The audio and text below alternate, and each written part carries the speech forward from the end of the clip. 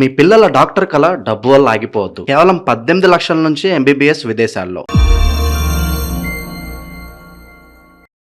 అందరికీ నమస్కారం. నేను శిరీష. ప్రస్తుతం మనతో పాటు ఉన్నారు ప్రముఖ ఆధ్యాత్మికవేత్త, జ్యోతిష్య వాస్తు పండితులు బ్రహ్మశ్రీ ఉమా మహేశ్వర సిద్ధాంతి గారు. గురుగారితో మాట్లాడదాం. నమస్కారం గురుగారు. గురుగారు, ఆగస్టు మాసంలో మిథున రాశి వారికి ఎలా ఉందంటారు? ఎలాంటి జాగ్రత్తలు తీసుకోవచ్చు అంటారు? ఆర్థిక పరంగా, ఆరోగ్యపరంగా ఈ మాసం వీరి యొక్క గ్రహ గోచారం ఏంటంటారు? మిథున రాశి వారికి ఏదైనా హెచ్చరిక, జాగ్రత్తలు ఉంటే ఒక్కసారి తెలియజేయండి. సర్వమంగళ మాంగళ్యే శివే సర్వార్థ సాధకే శరణ్యే త్రయంబకీ దేవి నారాయణీ నమోస్తుతే. ఓం శ్రీ గురుభ్యో నమః. ఓం శ్రీ ఘం గణపతియే నమః.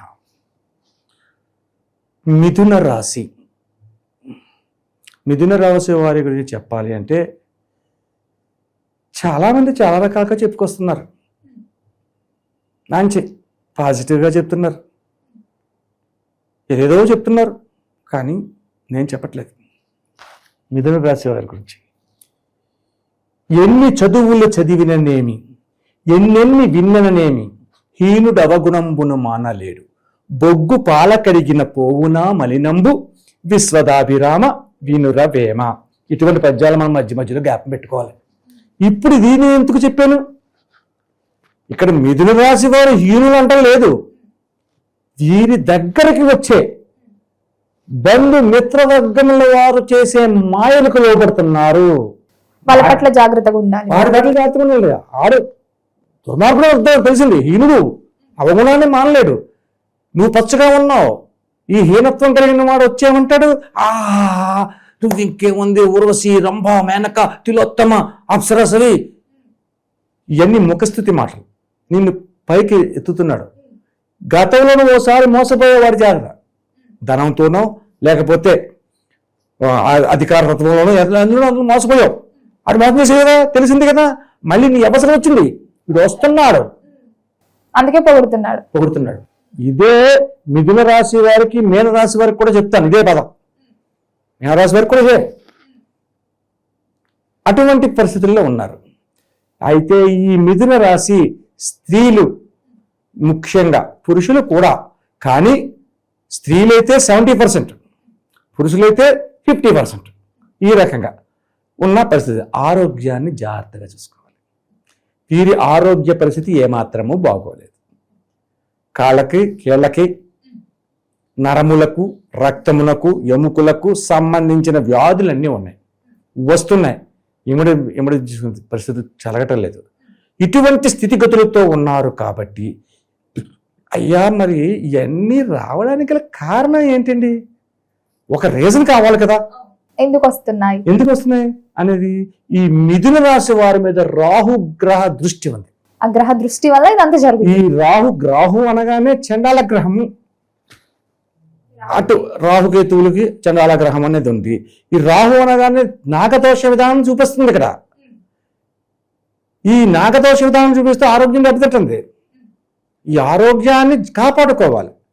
అయ్యో నాకు తలకాయ నొప్పి వచ్చిందండి, లేదా నాకు పన్ను నొప్పి వచ్చిందండి, ఆ పన్ను నొప్పి కదా పోద్దులే, ఏ బుగ్గుతో చూసుకుంటాను అని లెక్కకూడదు.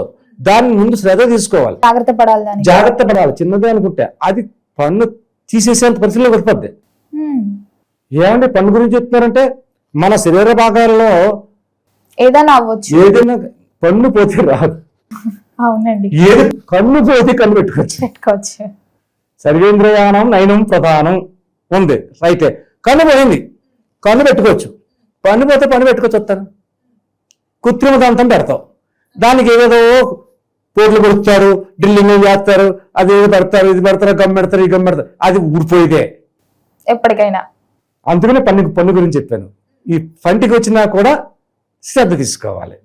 అటువంటి విధానంగా ఈ యొక్క మిథున రాశి వారు ఉన్నారు. సరేనండి, మిథున రాశి వారు ఇలాగా ఉన్నారు. భార్యాభర్తల మధ్యన ఏ విధమైనటువంటి విధానాలు సాగుతున్నది? అసలు బాగలేదు.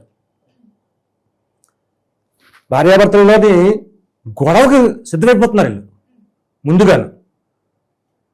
దేనికి అర్థం కాదు, ఎక్కడెక్కడికో వెళ్ళిపోతారు, ఏదేదో వెళ్తారు. ఎప్పుడో జరిగింది చెప్తారు, ఇప్పుడు జరిగింది చెప్తారు. ఏది కావాలి అంటే ఏంటంటే మైండ్ మెచ్యూరిటీ కాలేదు, పోతుంది, బ్రెయిన్ ఎక్కడికి వెళ్ళిపోతుంది. అటువంటి విధానాలు ఉన్నారు భార్యాభర్తలు.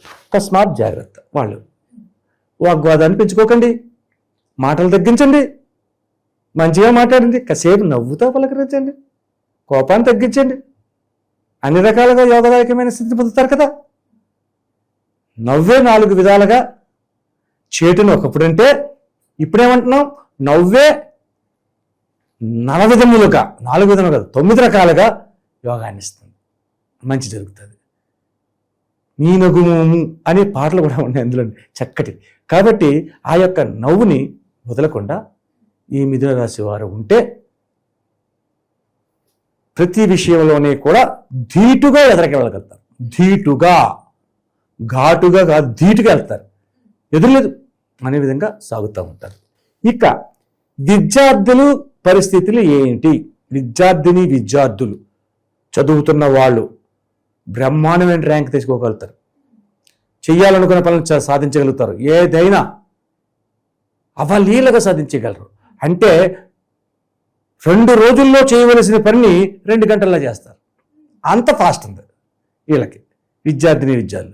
ఇక ఉద్యోగ రంగంలో ఉన్న వాళ్ళు ఏ రకంగా ఉన్నారు? ఉద్యోగులు కూడా బాగానే ఉంది. అయితే దూర ప్రాంతములకు బదిలీ అయ్యే అవకాశాలు కూడా ఈ యొక్క మిథున రాశి వారికి ఉంది. దూర ప్రాంతాలకి బదిలీ అవుతారు, మంచిదే. బదిలీ అవుతున్నారంటే జీతం పెరుగుతుంది, ట్రాన్స్ఫర్ అవుతుందంటే జీతం పెరుగుతుంది, జీతం పెరిగిన తర్వాత యోగదాయకంగా. అలాగే స్వదేశంలో ఉన్నవారు విదేశ గమనాలు, విదేశీ యోగం ఉంది. రాహు దృష్టి ఎప్పుడైతే మిథున రాశి మీద ఉందో రాహు యోగకారకుడిగా ఇవ్వాలి. అక్కడ విదేశ గమనానికి వెళ్ళాలంటే రాహు ఫలితమే కావాలి ఇక్కడ. కాబట్టి వీళ్ళు విదేశాలకు వెళ్ళాలనుకున్న వారు విదేశాలకు వెళ్ళగలుగుతారు. విదేశాల్లో జాబును సంపాదించుకున్న వారు సునాయాసంగా జాబును సంపాదించుకునే పరిస్థితి వస్తుంది. దానికి తగ్గ ఫలితాలు మనం కూడా కొన్ని చేసుకోవాలి, అది చేసుకుంటాం. అది చేసుకున్నందువల్ల అది కొంచెం సఫలీకృతమై వేగవంతం అవుతుంది. వేగవంతంగా చేయడం గురించి మనం చేసేది రెమెడీస్, అటువంటివి మనం చేసుకోవాలి. సో వ్యాపారం బాగుంది, వ్యవహారం బాగుంది, అన్నీ బాగానే ఉన్నాయి, పర్యావరణ మధ్య చిన్న చిన్న కలతలు ఉన్నాయి, వాటిని తొలగించుకోవడానికి ఏం చేసుకోవాలన్నది మనం చెప్పుకుందాము. అంతా బాగుంది, ఉద్యోగాలు బాగున్నాయి, విద్యార్థులు బాగున్నారు, అందరూ బాగున్నారు, ఓవరాల్గా చాలా బాగుంటేనే మనం చెప్పుకోవాల్సి వస్తుంది. కానీ స్త్రీలు పురుషులు ఆరోగ్యాన్ని మాత్రం అతి జాగరూకతను వహించవలెను. దూర ప్రయాణాలు చేయాలంటారా? చేయండి, అభ్యంతరం వెళ్ళదు. పెట్టుబడులు కూడా పెట్టచ్చు, బ్రహ్మాండంగా పెట్టచ్చు. నూతన వ్యాపారాలు వస్తాయి, నూతన వ్యాపారాలు చేయొచ్చు, పెట్టుబడులు పెట్టచ్చు. పెట్టుబడులు పెడుతున్నాం కదా అని చెప్పేసి 1000 పెట్టేదానికి 1,00,000 పెట్టేస్తామంటే కుదరదు. అచితూచి పెట్టుకోవాలి.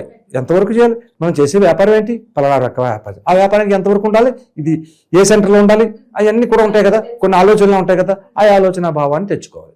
ఈ రకంగా ఎప్పుడైతే చేస్తారో వారి యొక్క జీవితాల్లో వెనుకంజ వేయవలసిన అవసరం లేకుండా ముందుకి సాగుతారు. మరి గురుగారు, ఈ మాసం అంతా మిథున రాశి వారికి ఇంకా బాగుండాలంటే ఏ దైవ నామస్మరణ చేయాలి? ఆల్రెడీ రెమెడీస్ కూడా తెలియజేస్తానన్నారు, ఆ రెమెడీస్ కూడా ఒకసారి తెలియజేయండి. కలియుగ దైవమైన వెంకటేశ్వర స్వామిని ఆరాధించాలి. ఏ రకంగా ఆరాధించాలి? కృష్ణ తులసిని ఆకులు ఉంటాయి, కాడ నల్లగా ఉంటుంది కృష్ణ తులసికి. రామ తులసి వేరు, కృష్ణ తులసి వేరు. కృష్ణ తులసి ఆకులను తీసుకోవాలి. కృష్ణ తులసి ఆకులతోటి పటికి బెల్లం చిప్స్ ఉంటాయి కదా, ఆ పటికి బెల్లం చిప్స్ ఓ 1/4 కిలో ఎంతో కొంత పట్టుకుని వెళ్ళి, హాతకర్పూర అగరబత్తులు మామూలే అవన్నీ పట్టుకుని వెళ్ళి శుక్రవారం నాడు వెళ్ళాలి. శనివారం కదా వెంకటేశ్వర స్వామిది, అందరూ అదే అంటుంటారు. అవును, కానీ అంటారు కదా. ఇది ఏ మాసం మనం చెప్పబోయేది? శ్రావణ మాసం. శ్రావణ మాసానికి అధిపతి ఎవరు? లక్ష్మీమాత. లక్ష్మీమాతకి ప్రప్రథమైన వారము శుక్రవారం. లక్ష్మి హరికి ప్రియులు, వెంకటేశ్వర స్వామి ప్రియురాలెవరు? లక్ష్మీ అమ్మవారు. లక్ష్మీ అమ్మవారు. కాబట్టి అమ్మవారిని ముందు పెడితేనే స్వామివారు అమ్మ అని కొంచెం ఉంటుంది. కాబట్టి శుక్రవారం నాడు ఉదయకాలాన్నే వెళ్ళాలి. వెళ్ళి శుభ్రంగా ఈ యొక్క కృష్ణ తులసితోటి అష్టోత్తర నామాలతో పూజ చేయించాలి. పూజ చేయించిన తర్వాత ఆ పట్టికి బెల్లం మిశ్రీని తీసుకుని అక్కడ ఉన్న భక్తులందరికీ పంచిపెట్టాలి. పంచిపెట్టి అక్కడ కూర్చోవాలి. అక్కడ కూర్చుని కాసేపు విష్ణు సహస్రనామాన్ని చదవండి, లేదా వినండి. విష్ణు సహస్రనామాన్ని చదవడం కానీ వినడం కానీ చేయండి. వెంకటేశ్వర స్వామికి అత్యంత ప్రీతికరమైనది కాబట్టి అది మనం చేసుకోవాలి. ఇలాగా ఈ యొక్క మాసంలో వచ్చే ప్రతి శుక్రవారం నాడు కూడా ఇలా చేసుకుంటే ఆరోగ్యపరమైన పరిస్థితులు, అనారోగ్యం అనేది తొలగి ఆరోగ్యమైన స్థితిని పొందుతారు. భార్యాభర్తల మధ్యన వస్తున్న కలహములు, ఎందుకని శుక్రవారం నాడు చేయమన్న కారణం కూడా ఇదే. భార్యాభర్తల మధ్యన కలహములు ఉన్నాయంటే వెంకటేశ్వర స్వామి భార్యాభర్త లక్ష్మీదేవి విధానంలో ఉన్నది కాబట్టి ఆ భార్యాభర్తల మధ్యన కలతల పాటు యోగదాయకమైన స్థితిని పొందుతూ ఉంటారు. ఇటువంటి విధంగా చెయ్యాలి. అలాగే ఇందాక వృషభ రాశి వారికి, మిథున రాశి వారికి కూడా ఒక రెమెడీ చెప్దాం అనుకున్నాము. ఏంటంటే సంతానం లేని వారు ఎవరైనా ఉంటే గుమ్మడికాయ ఉంటుంది, కూర గుమ్మడికాయ, ఈ ఒక్క గుమ్మడికాయని, ఈ గుమ్మడికాయని తీసుకుని వచ్చి శుక్రవారం నాడు ఉదయాన్నే ఒక బ్రాహ్మడికి దానం ఇవ్వండి. గుమ్మడి పండు ఒకటి ఇస్తే సరిపోతుందా? తప్పు. గుమ్మడి పండు ఒకటే ఇవ్వకూడదు. దానితో పాటు 2 తమలపాకులు ఉండాలి. అందులో ఒక దక్షిణ ఉండాలి, ఒక ఒక్క ఉండాలి. ఒక్కని సరిగ్గా ఒక్కపొడి ప్యాకెట్ పెడతారు కాదు, ఒక్కే పెట్టాలి. ఒక్క పెట్టి దాంట్లో దక్షిణ పెట్టాలి, ఎంతో కొంత మీకు తోచింది. దాంతో పాటు ఈ గుమ్మడి పండుని దానం ఇచ్చి కాళ్ళకి నమస్కరించాలి. అప్పుడు సంతాన యోగ్యత ఉంటుంది. అలాగే సంతానంలో మొండితనంగా ఉన్నవారు కూడా మంచిగా మారుతారు, మొండితనం పోతుంది. దాని గురించి యోగదాయకమైన స్థితిని పొందుతారు. కాబట్టి వెంకటేశ్వర స్వామిని పూజించండి. అలాగే గుమ్మడి పండుని దానం చేయండి. గుమ్మడి పండు అన్నా అని చెప్పి ఇంత కాయ అక్కర్లేదు, మాత్రం కాయ చాలు, ఇంత కాయను ఇస్తే ఆయన మొయ్యొద్దు ఆ పంతులు గారు. కాబట్టి చిన్న కాయ ఇస్తే సరిపోద్ది. అంటే 4 వారాలు ఇవ్వాలని అక్కర్లేదు, 1 వారం ఇవ్వండి. 4 వారాలు 5 వారాలు వస్తే 5 వారాలు శుక్రవారాలు వెంకటేశ్వర స్వామికి అష్టోత్తర పూజ చేయించండి, సరిపోద్ది. ఇది యోగదాయకమైన శాస్త్ర నియమం. గురుగారు, మొత్తం మీద ఆగస్టు మాసంలో మిథున రాశి వారికి ఎలా ఉంది, ఎలాంటి జాగ్రత్తలు తీసుకోవాలో తెలియజేసినందుకు ధన్యవాదాలు. ఆయుష్మాన్ భవ.